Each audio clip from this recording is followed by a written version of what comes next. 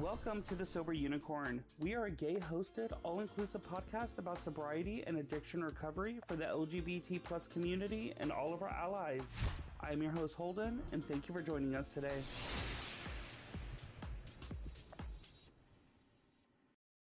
Hey, everybody. I hope you are doing absolutely fabulous. And if you're not, again, hopefully your day gets better. Of course, this is Holden back here again with the Sober Unicorn, joined by a fellow Texan, Mr. Brandon. How are you doing, Brandon?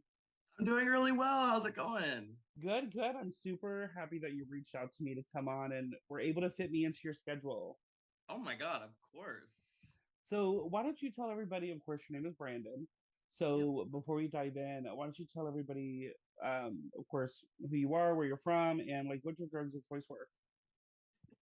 And what was Drugs the, of choice. oh, drugs. Oh God. How much time do we have? Let's see. Okay, so hey, yeah, my name is Brandon. I'm like you said, I'm originally from Texas, Dallas specifically, but I live in Los Angeles now. And my DOCs were specifically alcohol,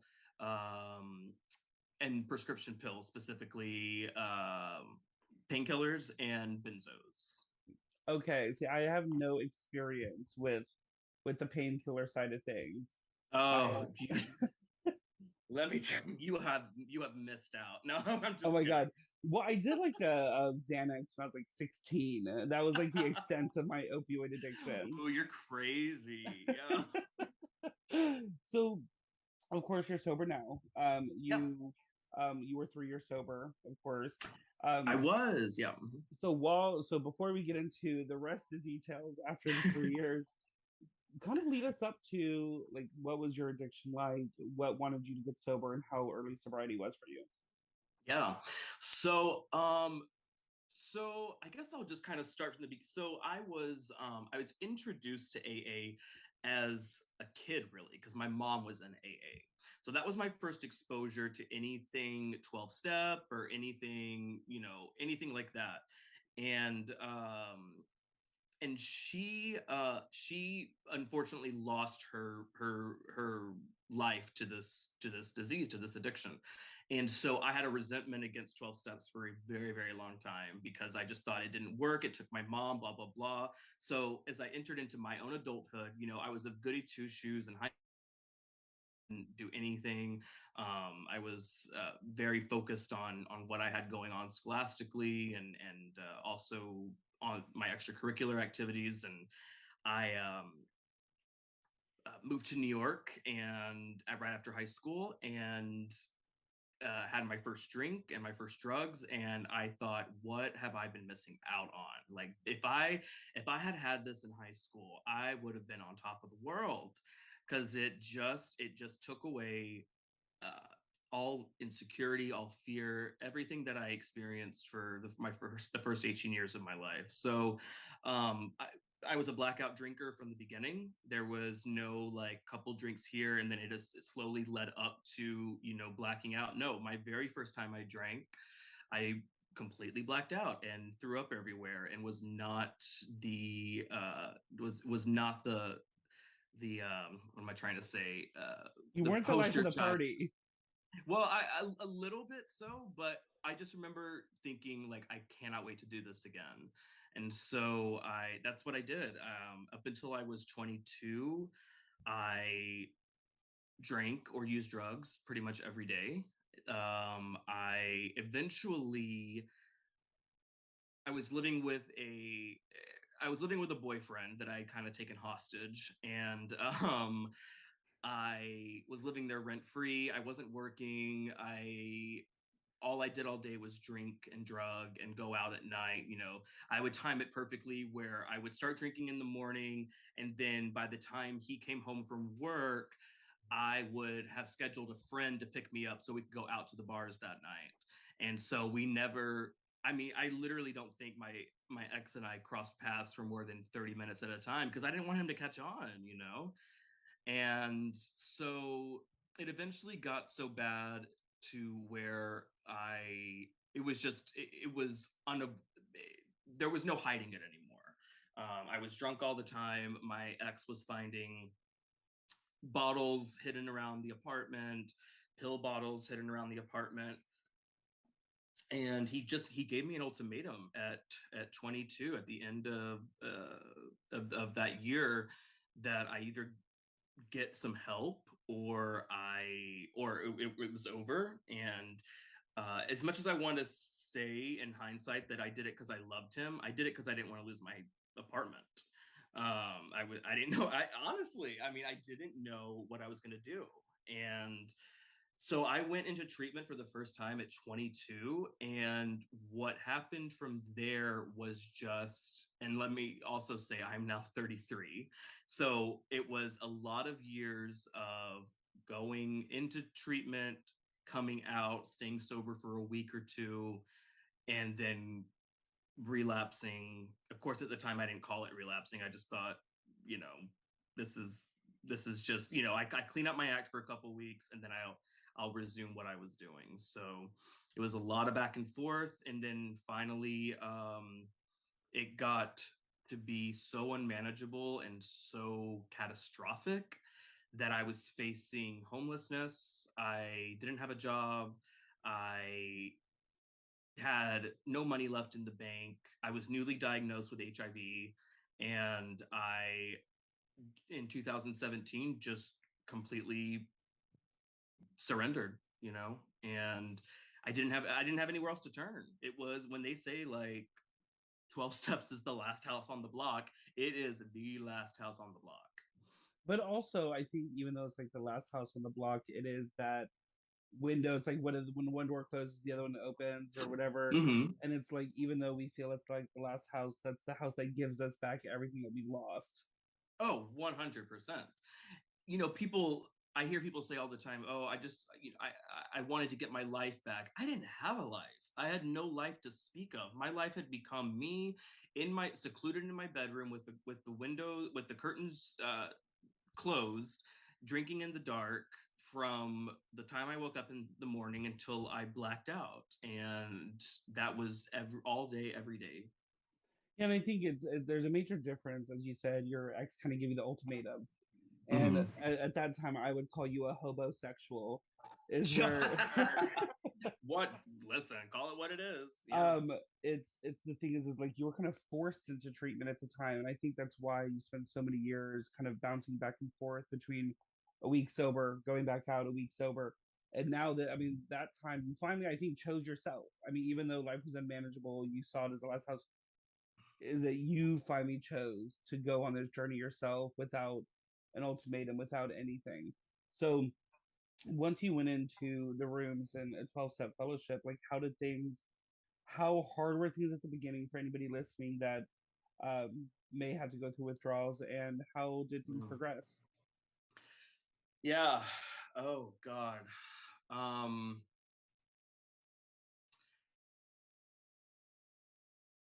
yeah, withdrawal is no joke. I mean, it is, at the amount that I was drinking and the amount of drugs I was doing, I was simultaneously going through alcohol withdrawal and opiate withdrawal at the same time. And it was horrendous. I felt like I was going to die. No amount of sedatives that the hospital gave me could calm me down enough to feel even a little bit of relief. And I was just so scared. I just kept thinking, will I ever feel normal again? Will I ever feel normal again? Um, the good news is, for those who are listening who may be wondering the same thing, is you do. Your chemistry does eventually align.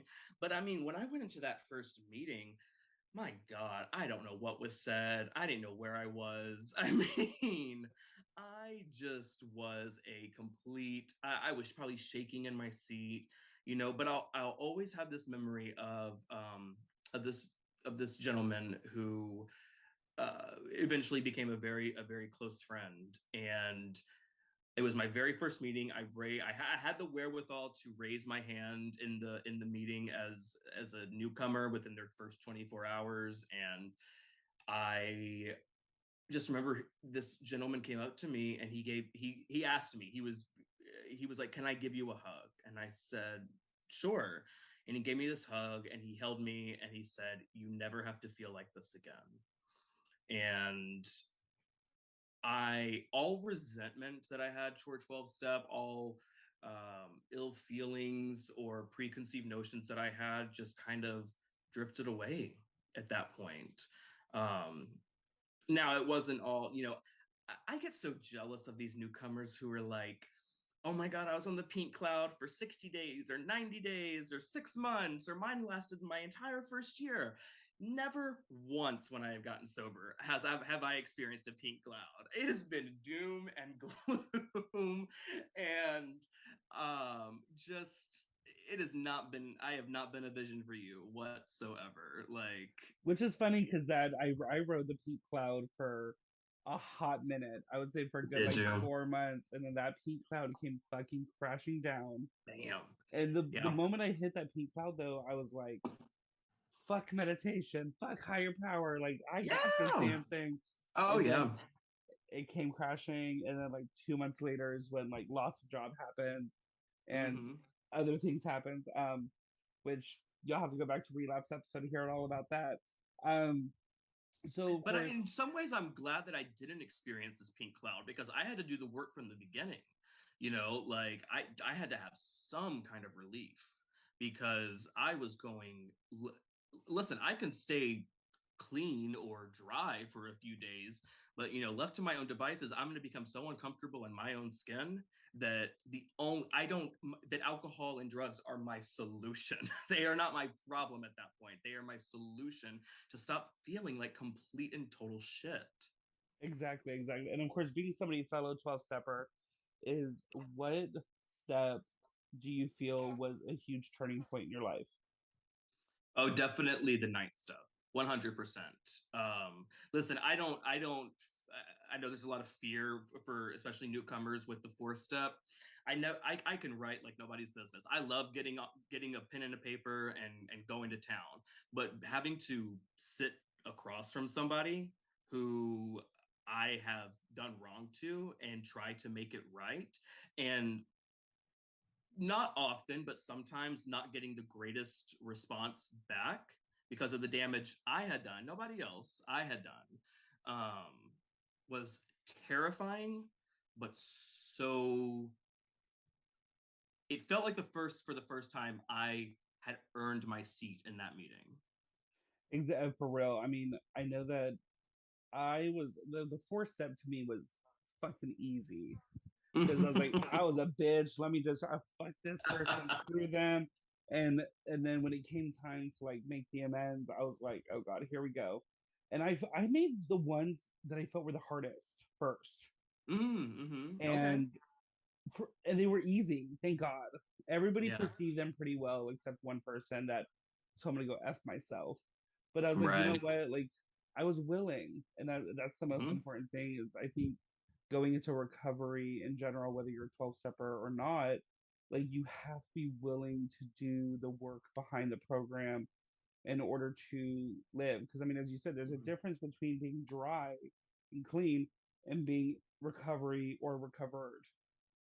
For me, there is. Some people come in and they figure out they don't need 12 step or they don't need to work steps or a program or anything else, and they stay sober forever, and that's great. I'm just not wired that way. Same here. I will, left to my own devices, I will fuck shit up Oh, because we've seen it if done in the there's past. one thing I'm good at, it is fucking shit up. Exactly. So of course, after your 3 years, Mm-hmm. we had a misstep. Yeah. And I mean, I'm very familiar with relapse as well, unfortunately, and it does happen to a lot of people. So of course, they always say you relapse before you relapse. Yeah. So kind of lead us up to that. Yeah. So, like many people, so I know we're gonna get to this later, but so I work as a flight attendant, and like many people's industries, my industry was completely decimated by COVID, and nobody was traveling. Cities were shut down, locked down. Everything went virtual as far as you know businesses and everything like that, and just there were flights that I was working in those early days that had two people on it, on a plane that's at 200, like so we had started hearing rumblings about a possible layoff or a furlough, as we call it, in the summertime of 2020. At first, it was absolutely, we're not laying off anybody, no furloughs, it's not happening. Then summer rolled around and travel still hadn't picked up because now this was even worse than we had originally anticipated. And then it was like, well, maybe there will have to be some. And then it finally got to the point of we're going to have to lay off about 5,000 of you, just of the flight attendants, and that's not even including the employee, all the employees as a whole. So my my emotional relapse really began in probably the summertime of 2020. I was living in a lot of fear. I was 3 years into my sobriety. I had really pulled back from my program, from going to meetings, from calling my sponsor, from doing any sort of step work. And that on top of this now impending layoff, I just didn't know what to do with myself. I guess I should back up a little bit. So I got sober in 2017, and I also became a flight attendant in 2017. So being a flight attendant in this career was all that I knew my entire sobriety up until that. And it just felt like it was being pulled away from me. And I literally just had no idea what to do with myself. I didn't have any tools in my toolkit because I had stopped going to meetings and I had stopped being a participant in my recovery, really. And that is a huge, huge, huge cause of relapse. I feel, Yeah. because similarly, me and my sponsor became like really good friends, and so Mm-hmm. when he would try to hold me accountable of step work, I'd like, girl, I'll deal with that later, and like Mm-hmm. it just fully stopped. And I mean, I was becoming a mortician, and Okay. in school, like I stopped drinking kind of like 2 semesters into school, and I was like, that's all I knew. And so the moment that was Right. it fully got pulled away from me, Mm-hmm. because of a termination of the Yeah. funeral home. Um, but so being a flight attendant, well, okay, so before we fully jump into that, of course, so you relapsed. How long Yeah. were you out for? I was out for 2 years. Holy shit. 2 terrible, horrible years. And so I will say, in that time, we got called back to work. Our furlough only ended up lasting about 8 months for me, which we were thinking it was going to last a lot longer. So I'm grateful for that. So I would get sober when I had to go to work. And I was able to, I don't I have because I care about this career so much, I was able to pull it together enough to never show up to work drunk. I never drank on a layover or anything like that. But the second I was off, it was, downing whatever I could get my Well, I little mean, hands and if on. anybody doesn't know what like flight attendant work is, like you can work like 2 or 3 days and then have like Mhm. 2 weeks off. And Yeah. so It's the like best job for an alcoholic. Are you kidding me? so of course now that you're back in, Mhm. um how how has your program looked? I mean, are you got like full speed on doing steps? Yeah. So it's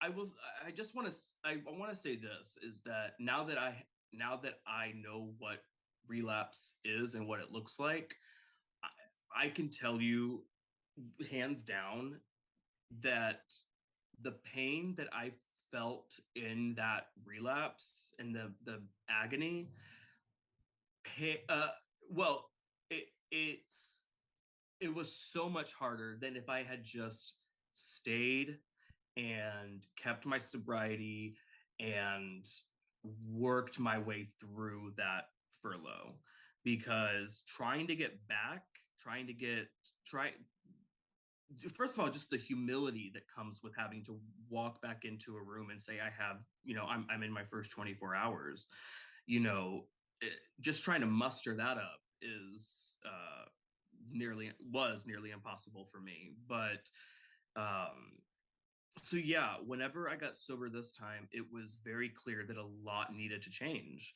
I was obsessed with my job. I was obsessed with overworking myself. I didn't care about the fact that it took me away from meetings. I didn't care about the fact that I was in town maybe 4 days out of the month.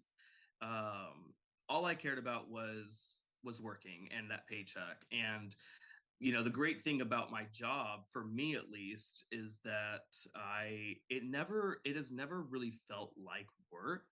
There are certain days, certainly, where you get a phone call at 4 a.m. that you got to be at the airport in 2 hours, and those days it feels like work. But for the most part, it doesn't feel like work. I genuinely love what I do, but I was overworking in order to not have to think about all the other chaos that was going on in my life. So it's my recovery today looks 1,000% different than it did even the first time that I came in. I'm very heavily, I go to a meeting pretty much every day if I can. I am in constant contact with not only my sponsor but other people that are in the program. I am in the middle of step work. My recovery comes first, 100%. And on the days that it doesn't, I'm able to check myself. Most times I'm able to check myself and say, hey, this is looking a little dangerous. Let's get back to basics. And that's what it became for me, was just getting back to basics and not trying to complicate this shit. Yeah, I mean, you got to check yourself before you wreck yourself. 100%. Yeah.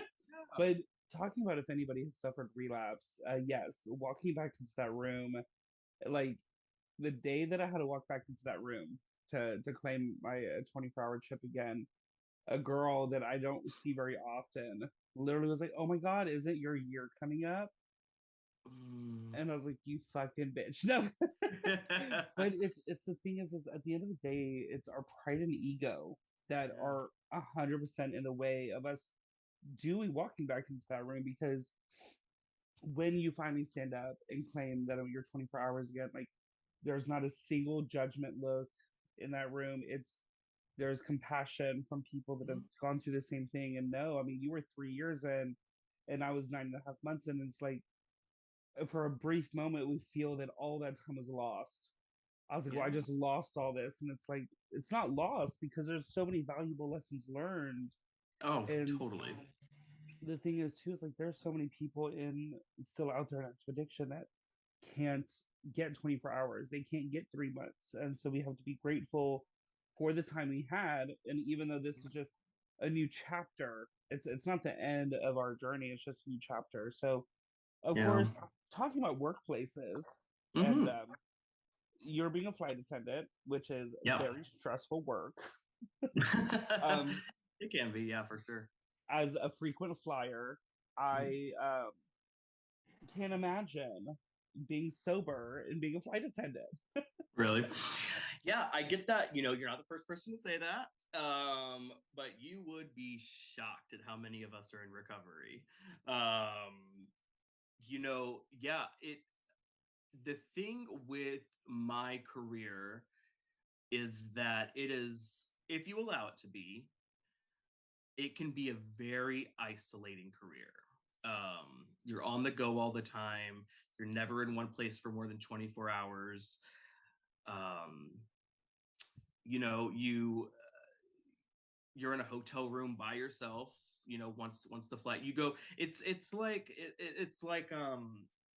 I who told me this? Oh, I have a friend who's a well-known singer, and she we were talking one day, and she was like, I can't tell you how hard it is for me to sleep when I have a show that night and I'm in front of tens of thousands of people, and then to go home or go back to my little hotel room by myself and have nobody around. And while I've never been in front of 10 thousands of tens of thousands of people, and quite frankly have no desire to. You know, when you're working 3 flights a day, you've been around probably 600 people at that point. You've been around a crew of 4 to 5 to 6 people. Um, and then you just go to this little hotel room at night, and it's just you alone by yourself with your own thoughts in a city that you know nothing about. And it can be very, very isolating, which I think is why drug and alcohol abuse is so rampant in the aviation industry. Well, a question to you is what kind of there's going to be a backup to this is as a flight attendant, say if the flight does not have Wi-Fi, which of course isn't very often anymore, but Right. say if it doesn't have Wi-Fi for the guest, does it have it for the flight attendants? So we okay, I'm gonna reveal some secrets of the trade. So there's Wi-Fi that the pilots' iPads and stuff are connected to, and the flight attendants. You know, we have our tablets that we do like drink orders and you know random things on. And that's all on a separate Wi-Fi system. But like, do we have like Wi-Fi that we can access? You know, social media or anything like that. Not if it's down for the passengers, it's down for us too. Okay, see, that was gonna be my next thing is you're talking about being isolated. The fact that Mm-hmm. you're around all these people, even though you're in front of their face, you're not communicating with them as you would normally in like a normal basis. And now you're on a plane for 3 6 hours, and yet you can't get on social media, Mm-hmm. can't make a phone call to a friend, which again makes you even feel more isolated, especially Yeah. in recovery. You may have dealt with a bitch on a plane, which I'm sure you do. Oh And yes.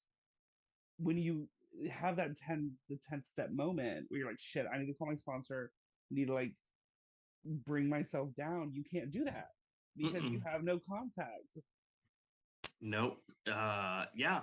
It is a practice in patience, and it's also a practice in I hate having to do a 10th step. I don't like to make amends in the moment. So, but it is for me. It's been a really big practice in thinking before I speak, because if it is what I'm about to say going to cause me to have to do a 10th step? Is it going to get me up in a frenzy here at 40,000 feet in the air, and I have no body to turn to except me and my higher power, which is great, but sometimes you just need that extra feedback from another alcoholic. So yeah, it can be tricky.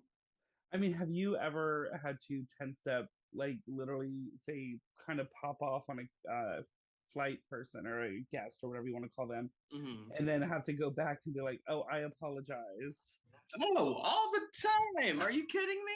Like, you know, um, there no, not all the time. I'm being a little facetious, but yeah, no, there's certainly been instances where um I've been talked down to, or somebody's yelled at me because they're missing their connection, or this, there's a million different scenarios. And all you can do in that moment, that I've learned to keep my serenity, is just say, ma'am, sir, whatever, I'm doing the best that I can. If that's not good enough for you, then I'm happy to provide you with the 800 customer service number. And that's the response I give, and that's the response that's worked for me. And there have certainly been times where I have given it right back to them, and sometimes deservedly so. But the question then becomes, does it sit well with me? Like, and that's really where sometimes the 10th step is um could be tricky for me. I don't know if tricky is the right word, but um I have often gone about my day and offended people and not realized that I offended anybody. And because it set well with me, I was fine.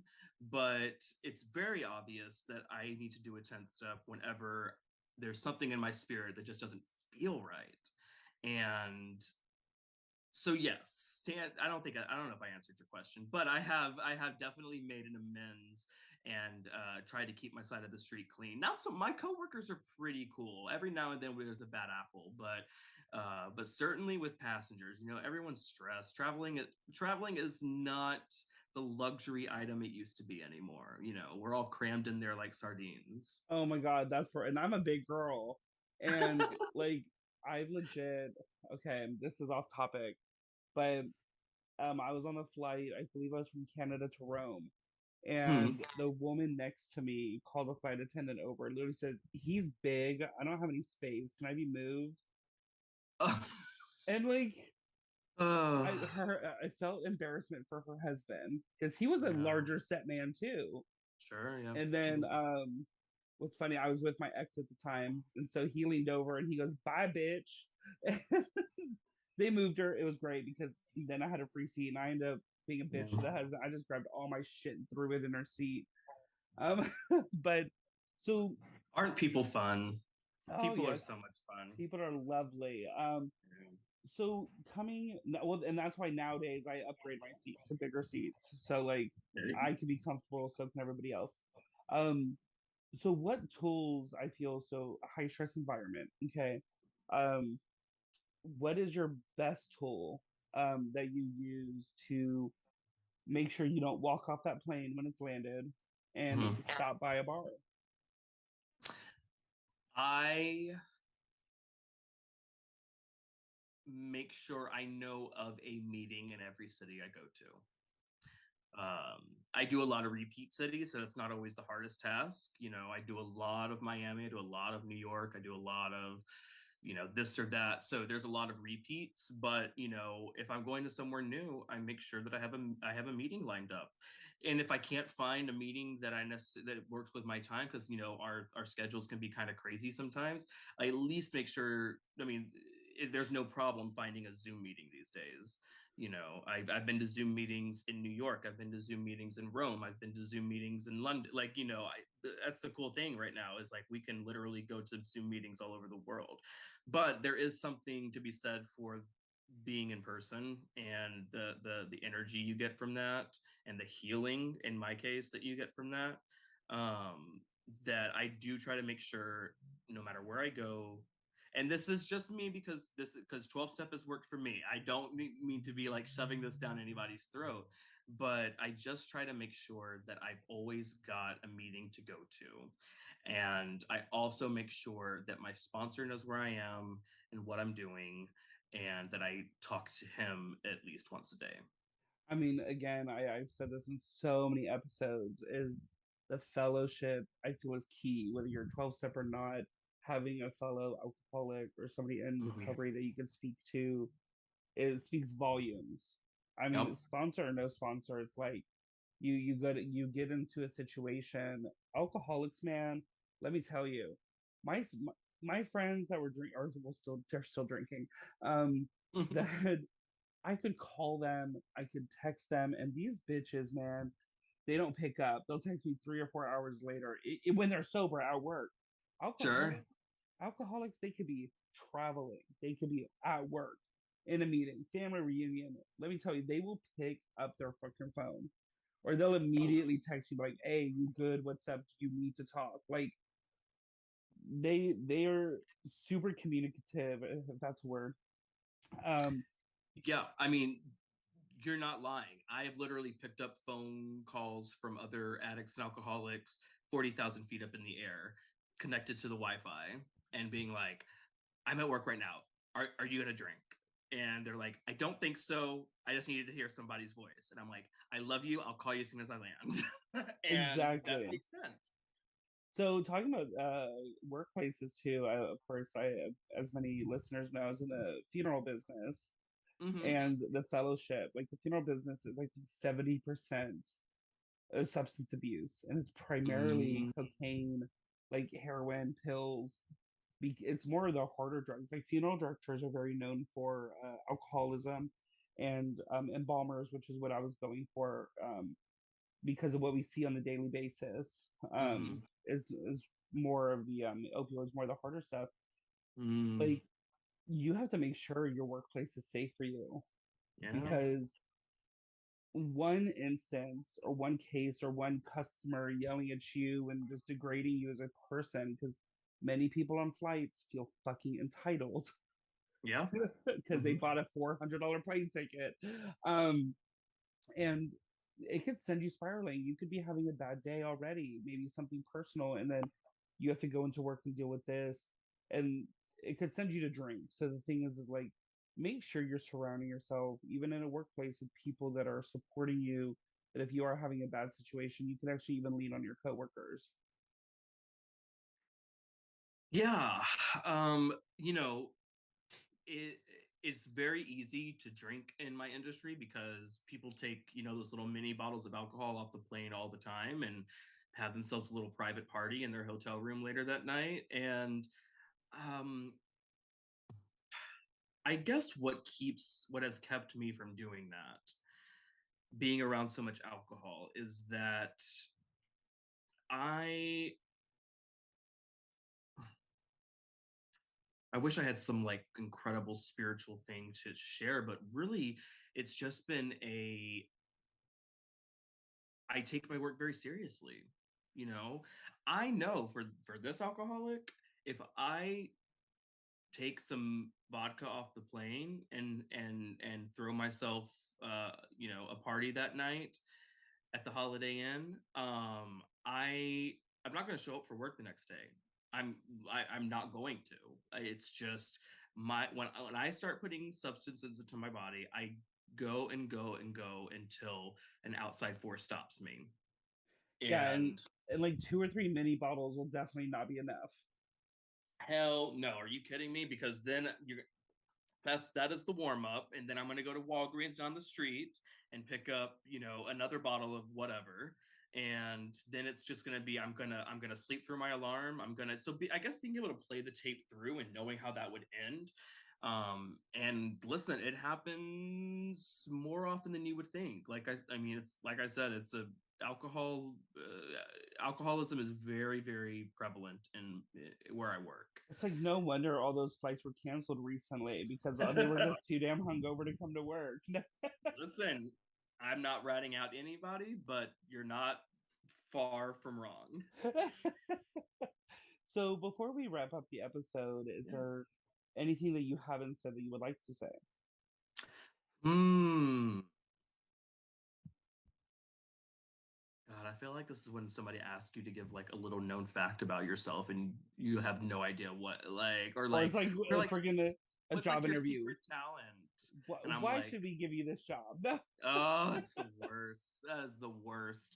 Um, Something that I haven't said. I did touch on it before, but I just want to bring home that if you're an alcoholic to our degree, to that it is so much easier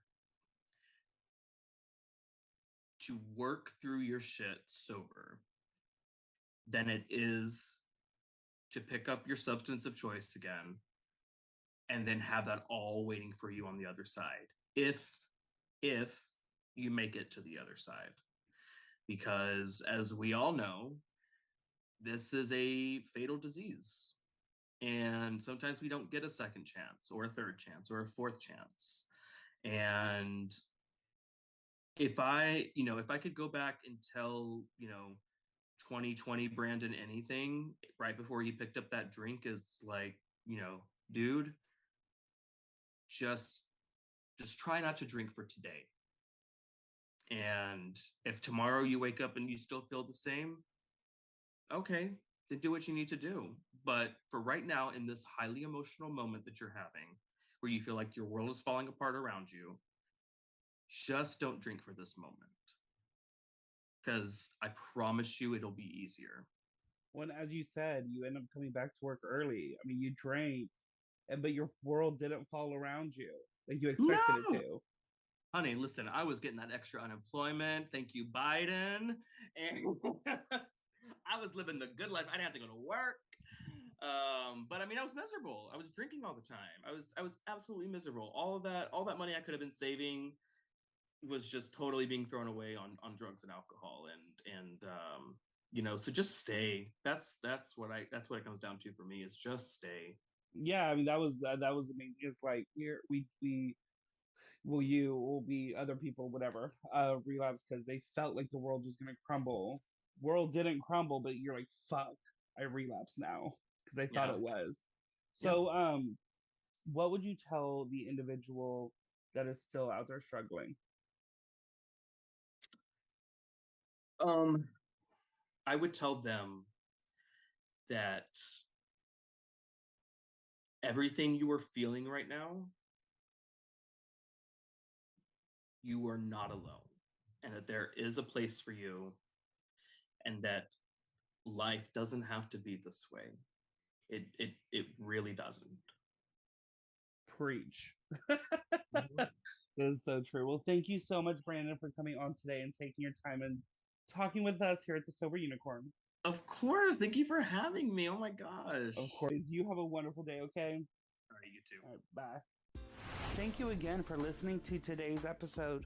Hit that follow button to be notified about new episodes every week. If you'd like to reach out to us, you can find us on Instagram at The Sober Unicorn Podcast or on our website at thesoberunicornpodcast.com. There you will find our episodes as well as our very own sober owned shop featuring products from small businesses that are sober owned. And remember everyone, don't be normal, be a unicorn, but better yet, be a sober unicorn.